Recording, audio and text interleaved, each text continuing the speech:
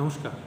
আজকে আমরা বার্টন রাসেলের দি প্রবলেমস অফ ফিলসফি গ্রন্থের চতুর্দশ অধ্যায়, যে অধ্যায়ের নাম রাসেল দিয়েছেন দি লিমিটস অফ ফিলসফিক্যাল নলেজ, আমরা বাংলায় বলতে পারি দার্শনিক জ্ঞানের সীমাবদ্ধতা, সেই নিয়ে আজকে আমরা আলোচনা করব।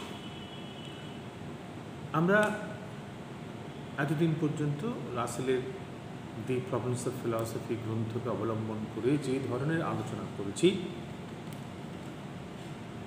সেই ধরনের আলোচনায় আমরা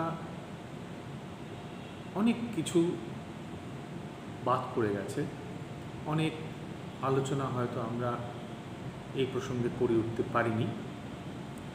সেই রকম একটি প্রসঙ্গ রাসেল এই অধ্যায়ে উত্থাপন করেছেন এবং তার বিশ্লেষণ, তার বক্তব্য এই প্রসঙ্গে উপস্থাপিত করেছেন। উনি বলছেন যে অনেক দার্শনিক নানাভাবে অভিজ্ঞতা পূর্ব কিছু যুক্তি দিয়ে অধিবিদ্যা বিষয়ে আলোচনা করেছেন। এই অভিজ্ঞতা পূর্ব যুক্তিগুলি প্রয়োগ করে তারা ধর্ম বিষয়ে তাদের কিছু বক্তব্য রেখেছেন। এই যে জগৎ, এই জগতের অন্তর্গত একটা স্বরূপগত একটা যৌক্তিকতা রয়েছে, সেটা প্রমাণ করার চেষ্টা করেছেন। কোনো দার্শনিক জড়দ্রব্য বলে কিছু নেই এ কথা প্রমাণ করার চেষ্টা করেছেন। কোনো দার্শনিক জগতে মন্দ বা খারাপ বলে কিছু নেই বা আদৌ আছে কি না, থাকলে তার সাথে এই সৃষ্টির সম্বন্ধ কি, এইসব বিষয় নিয়ে অনেকে আলোচনা করেছেন এবং হয়তো এইসব বিষয় নিয়ে জানার জন্যই অনেকে দর্শনশাস্ত্রে আলোচনায় প্রবিষ্ট হন। রাসেল এই ধরনের আলোচনা বিষয়ে সন্দিহান। তিনি এই ধরনের আলোচনার সার্থকতা বিষয়ে সংশয় প্রকাশ করেছেন। রাসেল বলছেন যে এই যে সমগ্র জগৎ সম্বন্ধে কিছু বক্তব্য রাখার চেষ্টা, সমগ্র জগৎ সম্পর্কে কিছু সিদ্ধান্ত দেওয়ার চেষ্টা, বিশেষ করে অধিবিদ্যার প্রসঙ্গে আমরা যেটা করে থাকি, অনেক দার্শনিক করার চেষ্টা করেছেন, এই চেষ্টাটা কোনোদিনই হয়তো ফলপ্রসূ হবে না। রাসেল বলছেন যে শুধুমাত্র কিছু অভিজ্ঞতা পূর্ব কল্পনা প্রসূত যুক্তি প্রয়োগ করে কোন বস্তুকে জগতে থাকতেই হবে, থাকাটা আবশ্যিক,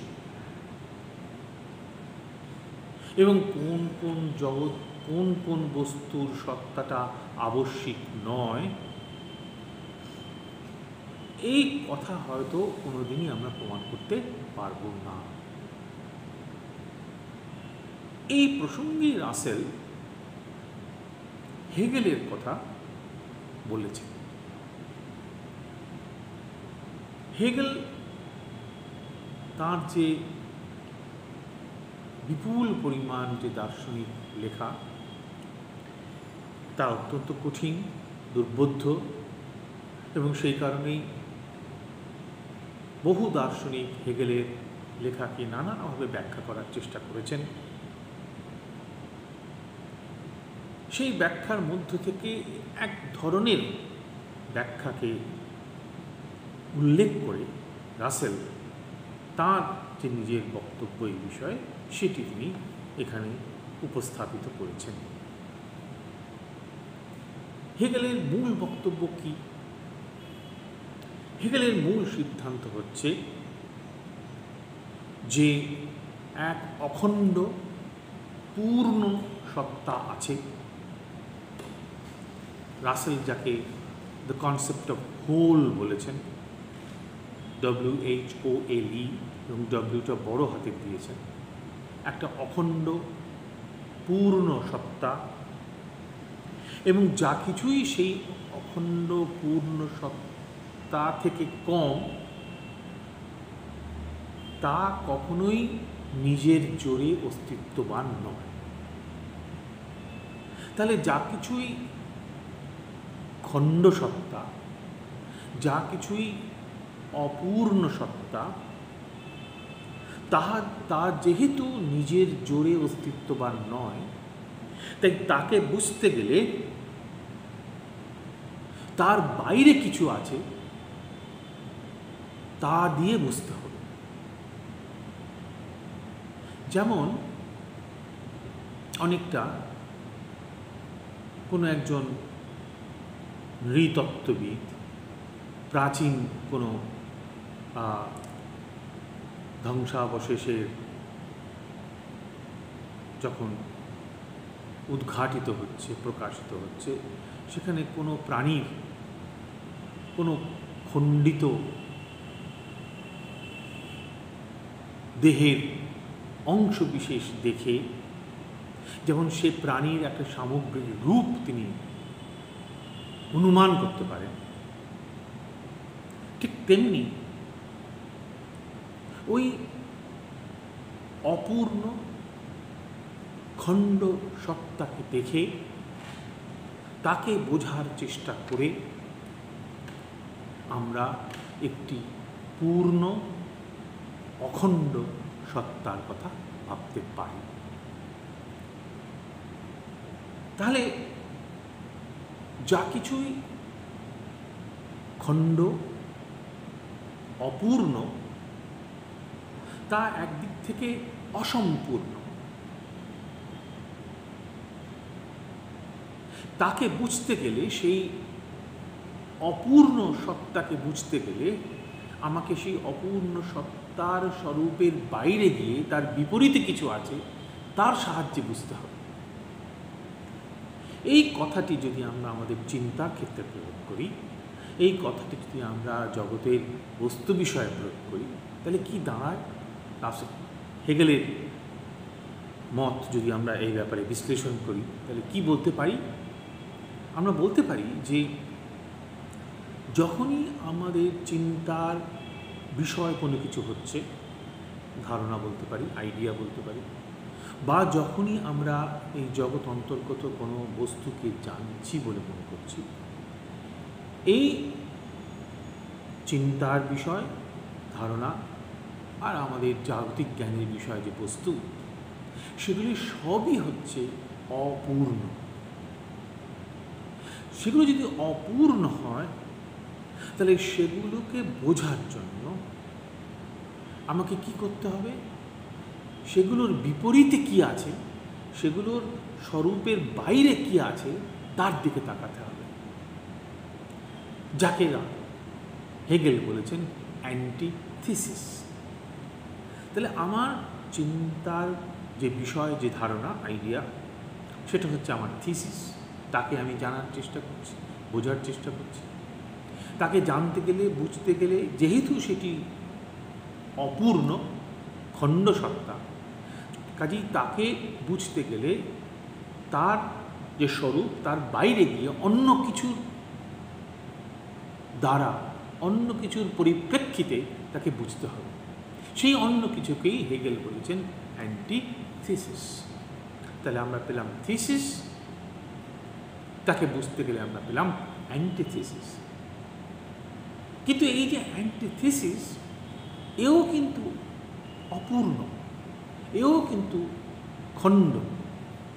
কাজেই এই থিসিস এবং অ্যান্টিথিসিস দুটোই কিন্তু অপূর্ণ। কাজেই এই দুটোকে মিলিয়ে আমি পূর্ণতার দিকে যাত্রা শুরু করলাম, যাকে হেগেল বলছেন সিনথেসিস। কিন্তু এই যে সিনথেসিস, এটাও কিন্তু অপূর্ণ। হয়তো থিসিস এবং অ্যান্টিথিসিসের মতো অপূর্ণ নয়, কিন্তু তৎসত্ত্বেও এটি অপূর্ণ। কাজে এই অপূর্ণ সত্তাকে বুঝতে গেলে, জানতে গেলে আমাকে তাহলে আবার অ্যান্টিথিসিসের মাধ্যমে সিনথেসিসে পৌঁছতে হবে। এইভাবে ক্রমিক উত্তরণের মাধ্যমে হেগেল বলছেন আমরা এমন একটা জায়গায় পৌঁছতে পারি যাকে হেগেলের ভাষায় আমরা বলতে পারি অ্যাবসলিউট আইডিয়া, পরম ধারণা। তাহলে এই খণ্ড অপূর্ণ ধারণাগুলির নানা সমন্বয়ের মাধ্যমে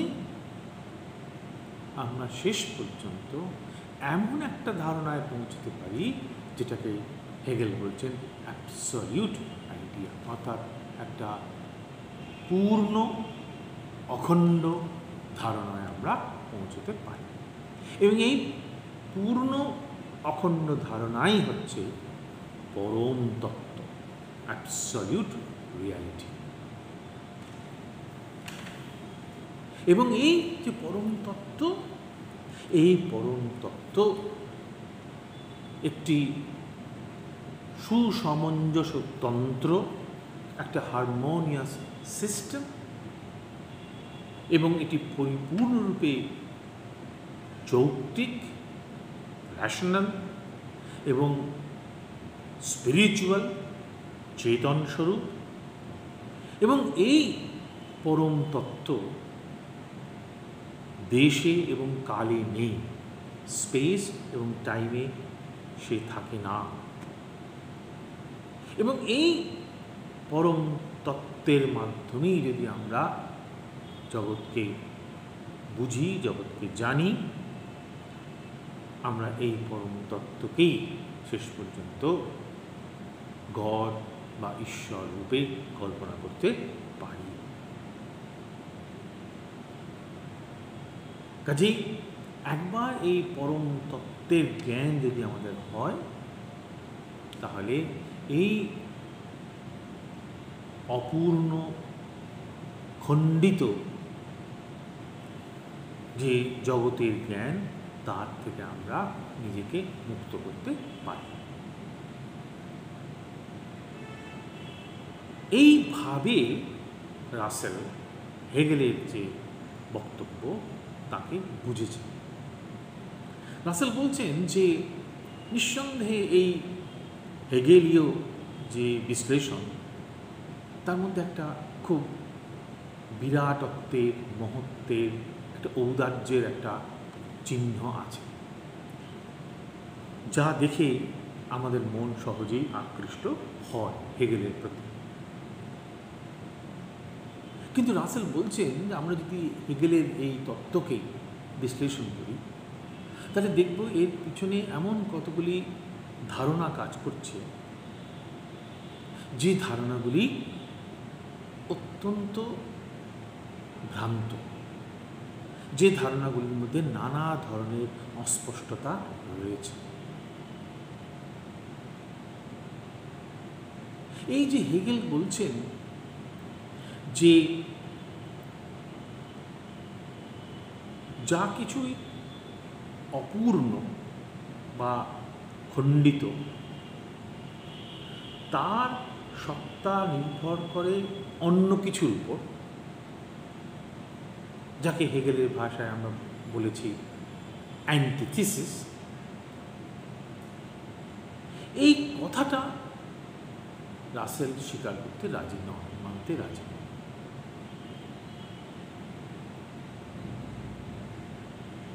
হেগেলের হয়ে, হেগেলের সমর্থনে আমরা এই কথা বলতে পারি যে একদিক থেকে দেখতে গেলে, হ্যাঁ, আমরা যদি কোনো একজন ব্যক্তিকে বোঝার চেষ্টা করি, আমরা সেই ব্যক্তির আশা আকাঙ্ক্ষা, পাওয়া না পাওয়া, তার অভিজ্ঞতা, সেটাকে বোঝার চেষ্টা করি। আর সেই ব্যক্তির পাওয়া না পাওয়া, আশা আকাঙ্ক্ষা, অভিজ্ঞতা তাকে বুঝতে গেলে যদ বিষয়ে তার অভিজ্ঞতা, যে বিষয়ে তার পাওয়া চাওয়া আশা আকাঙ্ক্ষা, সেগুলোকে বুঝতে হবে। একদিক থেকে দেখতে গেলে হেগেলের এই কথাটা আমাদের কাছে গ্রহণযোগ্য বলে মনে হতে পারে যে কোনো কিছুকে বুঝতে গেলে, কোনো কিছুর স্বরূপকে বুঝতে গেলে আমাকে তার বাইরে গিয়ে অন্য কিছুর নিরিখে, তদ্ভিন্নের নিরিখে আমাকে তাকে বুঝতে হবে। তাহলে আমি সেই ব্যক্তি সম্পর্কে, সেই ব্যক্তির সামগ্রিক সত্তা সম্পর্কে জানতে পারবো। এটাকে যদি আমরা আরেকটু সামান্যীকরণ করি তাহলে আমরা বলতে পারি জগৎ সম্বন্ধেও এই একই কথা প্রযোজ্য, জগৎ বিষয়ক জ্ঞান সম্পর্কেও এই একই কথা প্রযোজ্য। অর্থাৎ সামগ্রিকভাবে জগতের একটা জ্ঞান আমরা এইভাবে লাভ করতে পারবো, এরকম কথা হেগেলের সমর্থনে কেউ কেউ বলতে পারে। রাসেল বলছেন এই সম্পূর্ণ হেগেলীয় যে চিন্তাধারা, এটা নির্ভর করে রয়েছে বস্তুর স্বরূপ বলতে কি বুঝবো তার উপর। নেচার অফ এ থিং বলতে কি বুঝবো তার উত্তর দেওয়ার উপরেই নির্ভর করছে হেগেলের মতটা আমরা গ্রহণ করব কি গ্রহণ করব না। এখানেই রাসেল একটি গুরুত্বপূর্ণ পার্থক্যের কথা বলছে। একটা হচ্ছে ট্রুথ অ্যাবাউট এ থিং, আরেকটা হচ্ছে দ্য থিং ইটসেলফ। উনি বলছেন বস্তু বিষয়ক জ্ঞান আর বস্তু বিষয়ে কিছু বচন সম্পর্কে জ্ঞান, এই দুটি জ্ঞানের মধ্যে রাসেল পার্থক্য করছেন এবং বলার চেষ্টা করছেন যে বস্তু বিষয়ক জ্ঞান মানেই বস্তু বিষয়ে কিছু সত্য বচনকে জানা তা নয়। কাজেই নলেজ অফ এ থিং আর knowledge of the truths of a thing, এই দুটোর মধ্যে একটা পার্থক্য আছে বলে রাসেল মনে করছেন। এবং এই পার্থক্যের কথা রাসেল বলেছেন তার সেই বহুল চর্চিত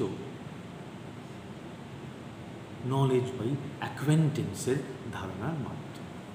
পরিচিতিমূলক জ্ঞানের যে ধারণা রাসেল আগে আমাদেরকে বলেছেন, তার মাধ্যমেই রাসেল এই বস্তু বিষয়ক জ্ঞান, নলেজ অফ এ থিং, আর বস্তু সম্পর্কিত সত্য বচন বিষয়ক জ্ঞান, knowledge of the truths of a thing, এই দুটোর মধ্যে পার্থক্যের কথা উল্লেখ করেছেন।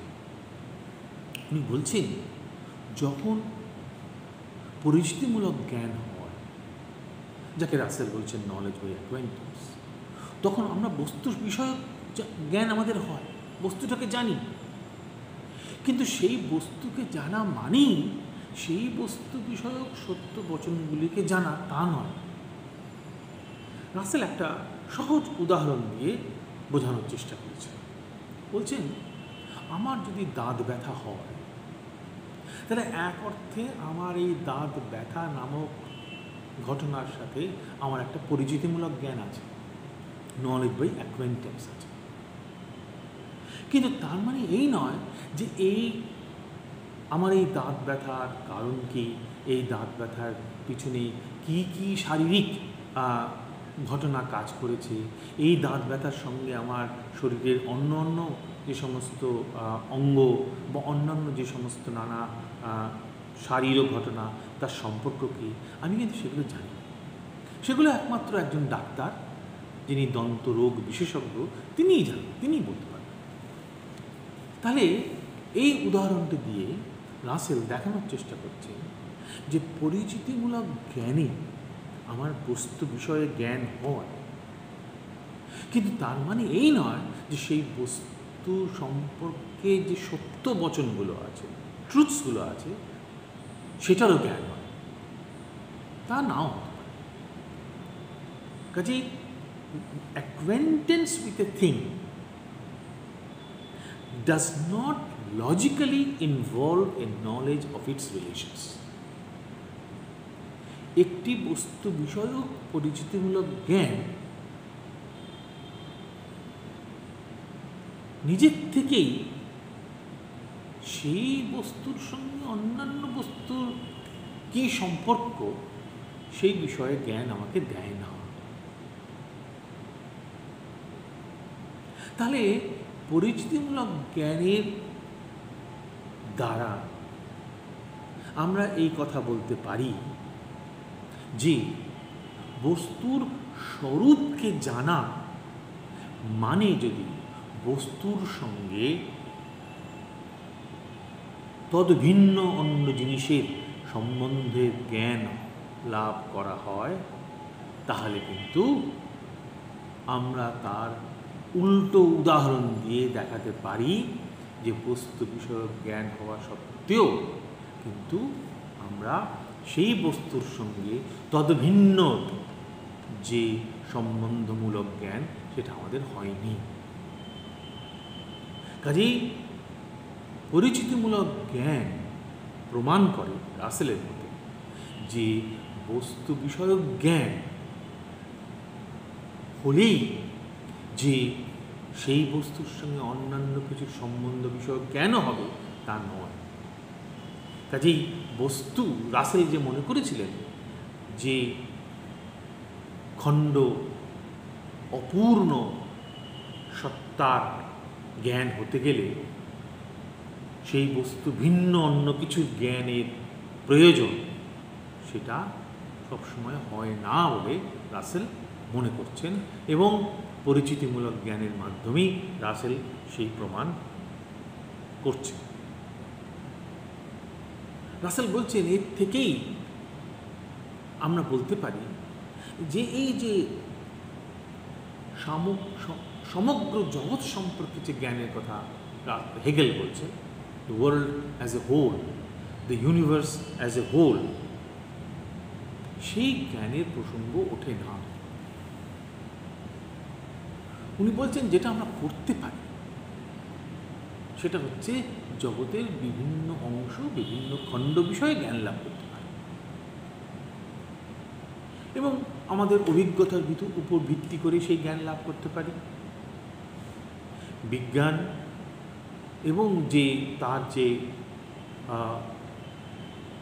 আরোহমূলক যে সামান্যীকরণের যে পদ্ধতি, তার মাধ্যমে আমরা জগতের বিভিন্ন অংশ সম্পর্কে জ্ঞান লাভ করতে পারি।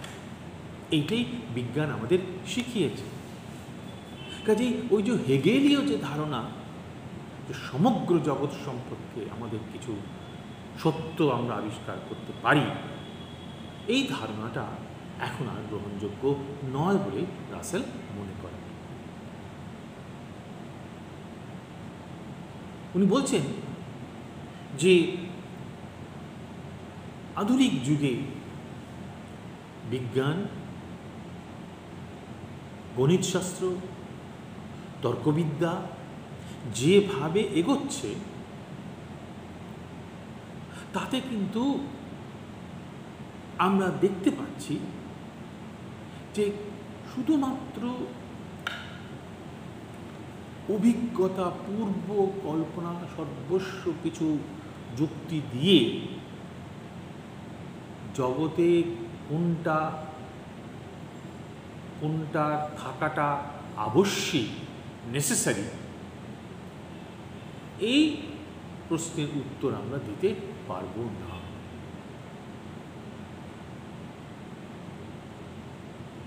বর্তমানে যে ধরনের আলোচনা হচ্ছে পদার্থবিদ্যায় এবং প্রাসঙ্গিক তর্কবিদ্যার ক্ষেত্রেও আমরা দেখতে পাচ্ছি যে স্পেস এবং টাইম, দেশ এবং কাল অখণ্ডভাবে, অনন্তভাবে বিভাজ্য,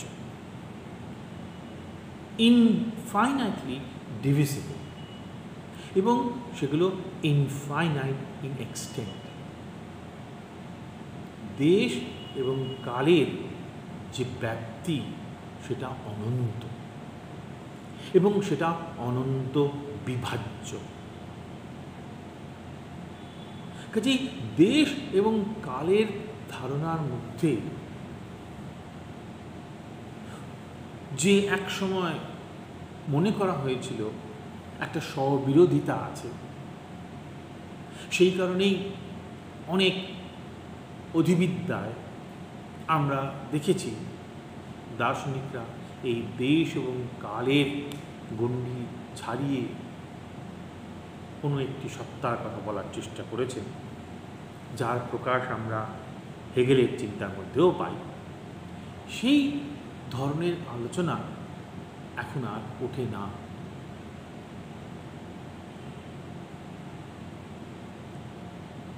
আমাদের গণিত শাস্ত্রে, আমাদের তর্কবিদ্যায় নানাভাবে দেখানো হয়েছে যে অনন্ত বিভাজ্য উপাদানের সম্ভাবনার কথা আমরা বলতে পারি। কান্ট যখন দেশ এবং কালের প্রসঙ্গে আলোচনা করেছিলেন, তিনিও নানা অসুবিধার কারণ দেখিয়ে দেশ এবং কাল সম্বন্ধে বলেছিলেন যে এগুলো হচ্ছে কেবলই প্রতিভাস, মিয়ার অ্যাপিয়ারেন্স।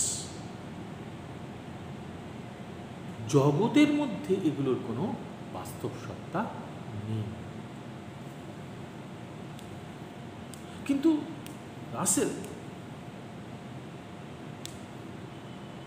আধুনিক যে তর্কবিদ্যা, আধুনিক যে গণিত শাস্ত্র, বিশেষ করে জর্জ ক্যান্টরের কথা তিনি উল্লেখ করেছেন। রাসেল বলছেন এই জর্জ ক্যান্টরের যে কাজ, যে গবেষণা, তা থেকে প্রমাণিত হয় যে এই যে অনন্ত বিভাজ্যতার যে ধারণাকে আমরা স্ববিরোধী বলেছিলাম তা মোটেই নয়। কাজেই দেশ এবং কাল যে কেবলমাত্র ব্যক্তি মনের আরোপ, তার কোনো বাস্তব সত্তা নেই, এবং দেশ এবং কালের ধারণার মধ্যে অনেক স্ববিরোধিতা আছে, এই চিন্তাগুলো কিন্তু বর্তমানের যে গবেষণা, বিশেষ করে পদার্থবিদ্যা, তর্কবিদ্যা, গণিত শাস্ত্রের যে আলোচনা, তাতে কিন্তু সেই কথা আর প্রমাণিত হয় না।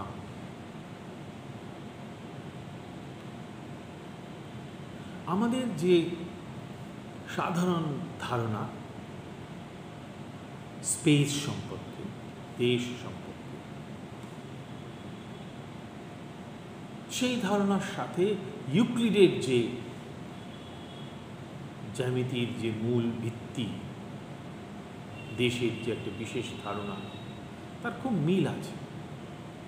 সেই কারণেই আমরা এতদিন ধরে ইউক্লিডের জ্যামিতি পড়ে এসেছি।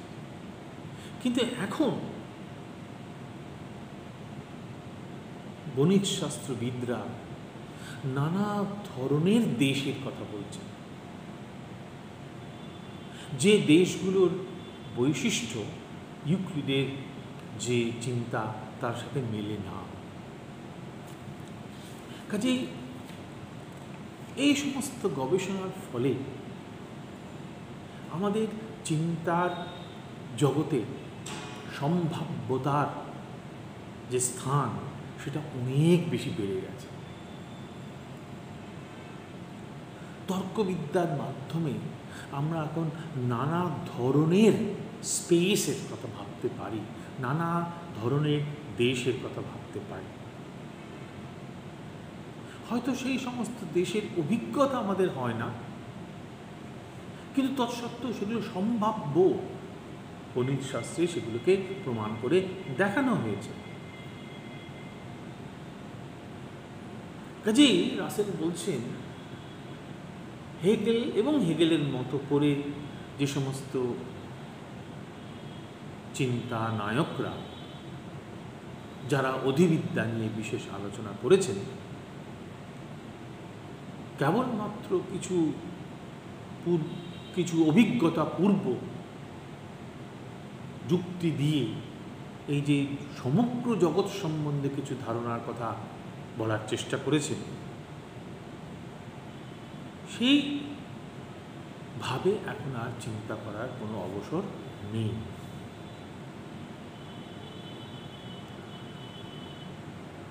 একথা ঠিকই যে আমাদের প্রাথমিক জ্ঞানের উৎস হচ্ছে অভিজ্ঞতা, কিন্তু যখন আমরা পরিচিতিমূলক জ্ঞানের থেকে অন্য নানা ধরনের জ্ঞানে পৌঁছানোর চেষ্টা করি, তখন কিন্তু সেখানে আমাদের অন্যান্য নানা রকমের সম্বন্ধের কথা, অন্যান্য নানা ধরনের সামান্যের কথা, অন্যান্য সামান্যগুলির সাথে সম্বন্ধের কথা সেখানে আসে। কাজে সেখানে আমাদের নলেজ বাই ডেসক্রিপশন, বিবরণমূলক যে জ্ঞান, তার প্রসঙ্গ সেখানে আসে। কিন্তু সবটাই হচ্ছে অভিজ্ঞতা থেকে আমাদের যাত্রা শুরু, অর্থাৎ রাসেলের ভাষায় বলতে গেলে ওই নলেজ বাই অ্যাকোয়েন্টেন্স বা পরিচিতিমূলক জ্ঞান থেকে আমাদের যাত্রা শুরু। কিছু অভিজ্ঞতা পূর্ব সূত্র দিয়ে, কিছু অভিজ্ঞতা পূর্ব জ্ঞান দিয়ে আমাদের সামগ্রিক জগৎ বিষয়ক জ্ঞানের ব্যাখ্যা দেওয়া যাবে বলে রাসেল মনে করেন না। এবং বিজ্ঞানের যে অগ্রগতি হয়েছে, সেই অগ্রগতি এটাই প্রমাণ করে যে হেগেলীয় যে ধারণা, যেখানে অধিবিদ্যার আলোচনা করতে গিয়ে সমগ্র জগৎ বিষয়ক কিছু জ্ঞানের কথা বলা হচ্ছে, সেই ধরনের জ্ঞান এখন আর গ্রহণযোগ্য নয়, সেই ধরনের মত এখন আর গ্রহণযোগ্য নয়। তাহলে তা যদি হয়, যদি আমরা হেগেলের কথা এখন আর গ্রহণ না করি, তাহলে দর্শনের কাজ কি হবে? তার উত্তরে রাসেল বলছেন, দর্শনের কাজ হচ্ছে ক্রিটিসিজম, সমালোচনা বা বিশ্লেষণ। বিজ্ঞানে আমরা যে ধারণাগুলো নিয়ে আলোচনা করি, যে নীতিগুলোর উপর নির্ভর করে বিজ্ঞান তার জ্ঞানকে সমর্থন করে, সেই ধারণাগুলো বা সেই নীতিগুলো বিচার, বিশ্লেষণ, সমালোচনা করাই হচ্ছে দর্শনের কাজ। কাজেই দর্শন সামগ্রিক জগৎ সম্বন্ধে আমাদের কোনো জ্ঞান দেয় না, দিতে পারে না। তাহলে দর্শন রাসেলের মতে একটা সমালোচনামূলক চর্চা, যে চর্চার বিষয় হচ্ছে বিজ্ঞানের ধারণাগুলি, বিজ্ঞানের নীতিগুলি। এখন যখনই আমরা ক্রিটিসিজম এই কথাটা ব্যবহার করি, সমালোচনা বা বিশ্লেষণ এই কথাটা ব্যবহার করি, তখনই আমাদের মনে রাখতে হবে যে আমরা কেবল সমালোচনার জন্য সমালোচনা করছি না, আমরা সংশয় থেকে আমাদের যাত্রা শুরু করছি। কেন সংশয় না হলে, প্রশ্ন না উঠলে তো সমালোচনা প্রসঙ্গ আসে না। সংশয় থেকে আমাদের যাত্রা শুরু, কিন্তু সংশয়ই সব নয়। যদি আমরা সার্বিক সংশয়ের কথা বলি, সব কিছুকেই সংশয় করার কথা বলি, তাহলে কিন্তু সংশয় করা নামক কাজটিও কিন্তু আমরা করতে পারব না, সমালোচনামূলক কাজটিও আমরা করতে পারব না। কাজে আমরা সার্বিক সংশয়ের কথা বলছি না। এই প্রসঙ্গেই রাসেল ডেকার্টের কথা স্মরণ করেছেন। ডেকার্ট যেরকম তার সংশয়মূলক পদ্ধতির মাধ্যমে কিছু নিশ্চয়াত্মক সত্যে পৌঁছানোর চেষ্টা করেছিলেন, আমরাও দার্শনিক আলোচনার দ্বারা বিজ্ঞানের ধারণাগুলির এবং বিজ্ঞানের নীতিগুলির বিশ্লেষণ করে সমালোচনা করে কিছু নিশ্চয়াত্মক জ্ঞানে পৌঁছব। আমরা শুরু করছি পরিচিতিমূলক জ্ঞান থেকে, নলেজ বাই অ্যাকোয়ারমেন্টস থেকে, এবং রাসেল একথা আগেও বলেছেন যে পরিচিতিমূলক জ্ঞান হচ্ছে এক অর্থে নিঃসংশয়, যাকে সংশয় করা যায় না, এবং সেই পরিচিতিমূলক জ্ঞানের উপর ভিত্তি করে আমি আরও নানা ধরনের জ্ঞান আমি তৈরি করি, নির্মাণ করি, যেখানে আমাদের ভুল ভ্রান্তি থাকতেই পারে, যে জ্ঞানে ভ্রমযোগ্যতা আছে। কিন্তু অন্তত ওই যে ইন্দ্রিয় উপাত্তের যে জ্ঞানের কথা রাসেল আগে বলেছেন, যেটা কিনা পরিচিতিমূলক জ্ঞানের বিষয়, সেখানে ভ্রমযোগ্যতার কোনো চিহ্ন নেই বলে রাসেল মনে করেন। কিন্তু রাসেল এই বলে আলোচনা শেষ করেছেন যে এই সবটাই করছে মানুষ, মানুষের মন, মানুষের নানা রকমের সীমাবদ্ধতা আছে। মানুষ তো সম্পূর্ণরূপে ত্রুটিমুক্ত, দোষমুক্ত জীব নয়। কাজেই মানুষের যে সীমাবদ্ধতা, মানুষের যে ভ্রমযোগ্যতা, মানুষের যে সীমিত ক্ষমতা, সেটাকে তো আমরা অস্বীকার করতে পারি না। কাজেই সেইটুকু ভ্রমযোগ্যতা, সেইটুকু ভ্রান্তির অবকাশ থেকেই যাবে, তাকে আমরা কখনোই পরিপূর্ণরূপে নিশ্চিহ্ন করতে পারব না। হয়তো এর চেয়ে বেশি আশা করাটাও আমাদের পক্ষে অযৌক্তিক হবে। কাজেই রাসেল হেগেলের কথাকে বিশ্লেষণ করে দেখানোর চেষ্টা করেছেন যে যেভাবে হেগেল